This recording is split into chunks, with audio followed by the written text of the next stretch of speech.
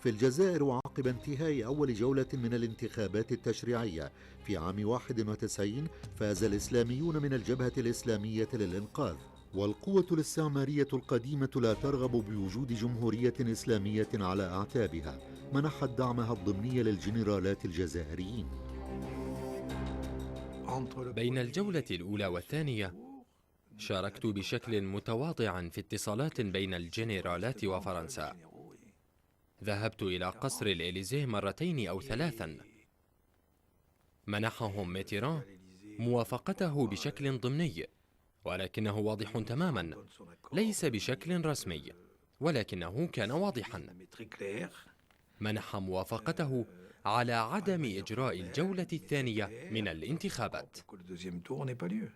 ألغى الجنرالات الجزائريون الجولة الثانية من الانتخابات ونفذوا انقلابا عسكريا في يناير عام 1992. لم تحاول فرنسا منعهم.